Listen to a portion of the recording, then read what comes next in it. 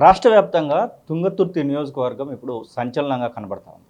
ఒకవైపు మందుల సామేలు వర్గం, మరొక వైపు చామల కిరణ్ కుమార్ రెడ్డి, మరొక వైపు కోమటిరెడ్డి బ్రదర్స్.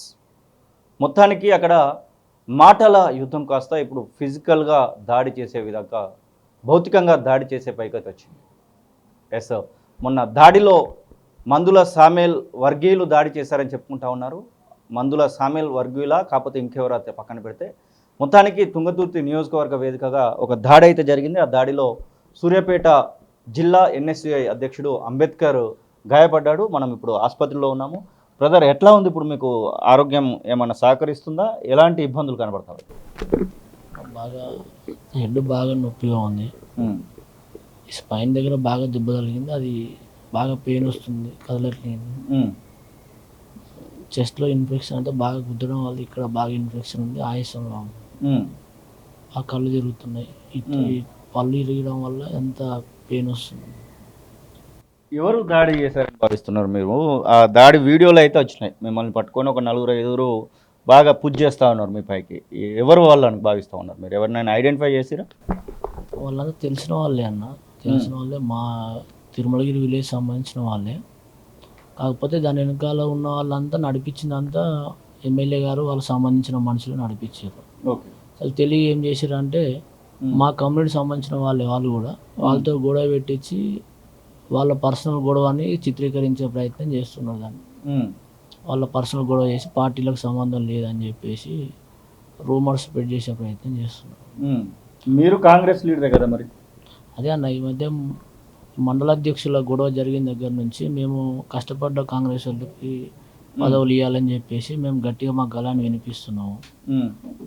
అది వారికి ఇబ్బంది అవుతున్నది.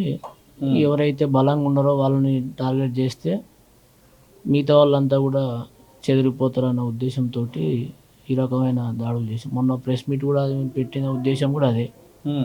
ఏదన్నా కూడా పద్ధతిగా మాట్లాడండి, పద్ధతిగా ఉండండి, కష్టపడ్డ వాళ్ళని కాపాడండి అనే ఉద్దేశం మీదనే మేము ప్రెస్ మీట్ పెట్టడం జరిగింది. ఓకే, మీ ప్రెస్ మీట్కు ఈ దాడికి ఎంత సమయం చేంజ్ ఉంది? మీరు ప్రెస్ మీట్ పెట్టడానికి, మీ పైన దాడి జరగడానికి?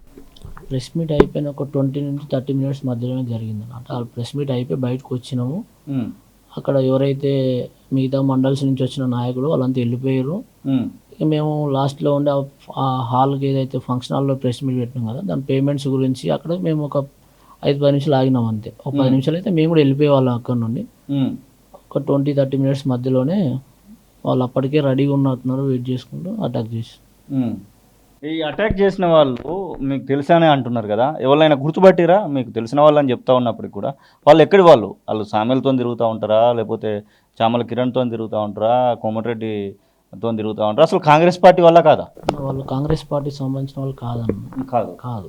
కాకపోతే ఏంటంటే వాళ్ళ ఫ్యామిలీ మెంబర్స్ అంతా, వాళ్ళ కుటుంబ సభ్యులంతా కాంగ్రెస్ పార్టీలో మందుల సామేల వర్గంలో కొత్తగా పార్టీలో టీఆర్ఎస్ నుంచి వచ్చి జాయిన్ అయిన వాళ్ళంతా వాళ్ళ కుటుంబ సభ్యులు ఉన్నారు. దాన్ని వాళ్ళు తెలియ ఏం చేశారంటే న్యూట్రల్ క్యాండిడేట్స్ని పంపించి దాడి చేయించి మాకు సంబంధం లేదు అని చెప్పేసి తప్పించుకునే ప్రయత్నం చేశారు.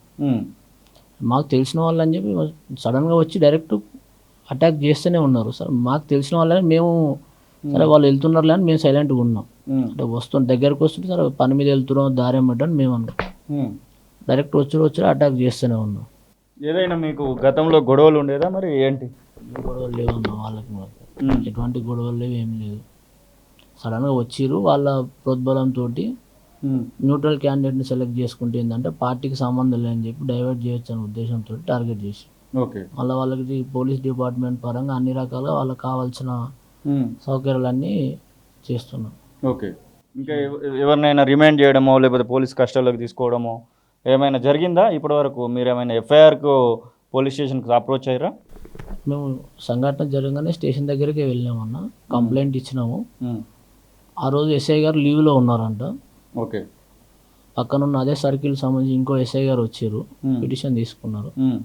తీసుకున్నాక మేము సార్ హాస్పిటల్ కోసం అని చెప్పి వచ్చేసినాము. తర్వాత మేము వచ్చే దారిలో తెలిసింది ఏంటంటే లీవ్లో ఉన్న ఎస్ఐ స్టేట్మెంట్ ఇచ్చిండు, ఇది పొలిటికల్ ఇష్యూ కాదు, పర్సనల్ ఇష్యూ అని చెప్పి. లీవ్లో ఉన్నాయన మరి కలగజేసుకొని ఎందుకు ప్రెస్ మీట్ ఇచ్చినా మాకు అర్థం కాలేదు. ఏదో పెట్టి కేసు చేసి స్టేషన్ బిల్ ఇచ్చి పంపిరని తెలిసింది. పిటి కేసు చేశారు. మీరేమో మరి ఇట్లా కనబడతా ఉన్నారు, బాగా ఇబ్బందులు ఉన్నాయంటున్నారు, స్పైన్లో అటు వెన్నుపూస అంటున్నారు, ఇటు చేతులు అంటున్నారు, చెస్ట్లో ప్రాబ్లం అయింది అంటున్నారు. ఇవన్నిటికీ పిటి కేసే అంటారా? అన్న మాకు ఏదైతే దాడి జరుగుతున్నప్పుడు నా మీద ఇద్దరు డ్యూటీలో ఉన్న కానిస్టేబుల్ అటు దారిలో వెళ్తున్నారు, వాళ్ళు వచ్చి ఆపుతున్నారు. అవును. ఆపుతున్న కానిస్టేబుల్లో ఒక ఆయన చేతికి కొడితే ఆ చెయ్యి మొత్తం వాపు వచ్చింది. నాకు తెలిసి ఆ ఫింగర్స్ కూడా డ్యామేజ్ అయినట్టున్నాయి ఆయన చెయ్యికి. ఆయన డ్యూటీలో ఉన్న కానిస్టేబుల్కి. మరి అంత డ్యామేజ్ జరిగినాక కూడా మరి అది ఎట్లా పెట్టి కేసు అవుతుందో ఇంకా వాళ్ళకే తెలియాలి. ఆ స్టేషన్ దగ్గర తీసుకొచ్చి మేము వెళ్ళిన తర్వాత వాళ్ళ స్టేషన్ దగ్గర తీసుకొచ్చేది. ఆ స్టేషన్లోనే అక్కడ ఉన్న రైటర్ గారు లేకపోతే జమీదార్ హెడ్ కానిస్టేబుల్ వాళ్ళందరి ముందటనే మొత్తం వాళ్ళు అగ్రెసివ్గా ఏమైనా చేస్తాం అన్నట్టుగా దానికి సంబంధించిన వీడియో ఉంది, స్టేషన్లో సీసీ ఫుటేజ్ కూడా ఉన్నది. అయినా కూడా పెట్టి కేసే పెట్టి తప్పించే ప్రయత్నం. ఎమ్మెల్యే గారు ఏంటంటే వాళ్ళ కంట్రోల్లో ఉన్న వ్యవస్థలు నడుస్తున్నాయి ఆడ మొత్తం. ఇప్పుడు అంతా పేమెంట్ బ్యాచ్ అయిపోయింది. ఎస్ఐ కావాలంటే పోస్టింగ్ కావాలంటే పైసలు ఇచ్చి వచ్చుడు. మేము పైసలు ఇచ్చి వచ్చినాం కాబట్టి పైసలు సంపాదించుకోవాలనే ఉద్దేశంతో ఎస్ఐలు అంతా వాళ్ళకి బానిసలు అవుడు. ఆ వ్యవస్థ మొత్తం అట్లనే నడుస్తుంది, వాళ్ళు చెప్పినట్టే నడుస్తుంది. ఓకే. ఎమ్మెల్యే మీదనే మీకు ఎందుకు డౌట్ వస్తుంది? అసలు ఎమ్మెల్యేతోని మీకు ఏమైనా గతంలో ఘర్షణలు ఏమైనా ఉన్నాయా ఏంటి? అలా ఏం లేదు. ఇప్పుడు జరుగుతున్న పరిణామాలు ఉన్నాయి కదా, జరుగుతున్న పరిణామాల్లో మేము ఏమంటున్నామంటే పార్టీకి సంబంధించిన వ్యక్తులకి, కష్టపడ్డ వ్యక్తులకు పదవులు ఇవ్వమని చెప్పేసి మేము పోరాటం చేస్తున్నాం. అవును. ఎమ్మెల్యేకేమో అవసరానికి డబ్బులు ఇచ్చేవాళ్ళు పేమెంట్ బ్యాచ్లను తీసుకొచ్చి వాళ్ళ అవసరాలు నెట్టించుకునే ప్రయత్నం ఎమ్మెల్యే గారు చేస్తారు. ఈ పరిణామాల వారికి కదా మా వల్ల నష్టం జరుగుతుంది. సో వాళ్ళు ఇబ్బంది పెట్టే ప్రయత్నం చేస్తున్నారని మాకు వారు తప్ప మమ్మల్ని డ్యామేజ్ గత 10 సంవత్సరాలు మేము టీఆర్ఎస్ పార్టీ పైన ఫైట్ చేసినా కూడా ఏ రోజు మా మీద దాడులు చేయలే, సమస్యల పైన పోరాటం చేసినప్పుడు. ఇప్పుడు అధికార పార్టీలో మేము ఉండి మా మీద దాడి జరిగిందంటే అది ఖచ్చితంగా ఎమ్మెల్యే గారి సపోర్ట్ తోటి జరిగిందని మేము అనుకున్నాం. ఏమైనా అధినాయకత్వానికి చెప్పారా? మీరు ఎన్ఎస్యుఐలో ఉన్నారు కాబట్టి ఎన్ఎస్యుఐ రాష్ట్ర అధ్యక్షుడికి అలాగే పిసిసి ప్రెసిడెంట్కి ఏమైనా చెప్పడం జరిగిందా మీ జిల్లా అధ్యక్షుడితో సహా, పార్టీ అధ్యక్షుడితో సహా? నేను వ్యక్తిగతంగా అయితే ఇంకేం చేయలేదు, హాస్పిటల్లో ఉన్నానన్న. మా ఫ్యామిలీ మెంబర్స్ నేను గాంధీ భవన్కి వెళ్ళి చెప్పే ప్రయత్నం చేశారు, అందుబాటులో లేరంట ఎవరు. కొంచెం నేను రికవర్ అయ్యాక మళ్ళీ దీనిపైన ఖచ్చితంగా మేము అందరికి కంప్లైంట్ చేస్తాము, దీనికి సంబంధించిన అన్ని ప్రూఫ్స్ కూడా సబ్మిట్ చేస్తాం. నాయకత్వం వాళ్ళపైన తీసుకునే చర్యల కోసం వెయిట్ చేస్తున్నాం. ఎన్ని రోజులు పడుతుందని చెప్తున్నారు డాక్టర్ రికవరీ కోసం? ఇంకో ఎంఆర్ఐ స్కానింగ్ ఉన్నదన్న, సిటీ బ్రెయిన్ అయిపోయింది, ఆ పెయిన్ తగ్గట్లేదు, స్పైనల్ కూడా ఇంకో స్కానింగ్ చేయాలని చెప్పారు. అది వస్తే ఒక 1 వీక్ అట్లా అబ్జర్వేషన్లో పెట్టి అంటే కొంచెం సిమ్టమ్స్ నార్మల్ అయితే పంపిస్తామన్నట్లు చెప్తున్నారు. ఓకే. మీ ప్రధాన డిమాండ్ ఏంది అసలు? ఇప్పుడు మండల అధ్యక్షుడు లోలి కాస్త ఇప్పుడు మీ పైన దాడి దానికి వచ్చిందని మీరే చెప్తా ఉన్నారు. మీ ప్రధాన డిమాండ్ ఏంది అసలు? ఏం లేదన్నా, మేము ఏమంటున్నాం అంటే 10 సంవత్సరాలు కష్టపడి పార్టీ గెలుపు కోసం మేము కొట్లాడి కేసులు పెట్టుకొని పోరాటాలు చేసినాము. కష్టపడ్డ వాళ్ళకి కాకుండా ఇప్పుడు టీఆర్ఎస్ పార్టీ నుంచి వచ్చిన వాళ్ళకి పదవులు ఇచ్చి వాళ్ళకి సుఖపెట్టే ప్రయత్నం ఎమ్మెల్యే గారు చేస్తారు. ఎమ్మెల్యే గారికి మా కష్టం తెలియదు, కనీసం కార్యకర్త పేర్లు తెలియదు. ఎవరైతే ఆయన వెనకాల ఇప్పుడు గంగిరెద్దు లెక్క తొలక ఊపుతారో వాళ్ళే కార్యకర్త అనుకుని అదే పార్టీ అనుకుంటున్నాడు. కష్టపడ్డ వాళ్ళకి పదవులు ఇవ్వమని చెప్తున్నాం, అది పార్టీ పదవులే కానీ నామినేటెడ్ పదవులే కానీ అన్నిట్లు ఇవ్వమంటున్నాం.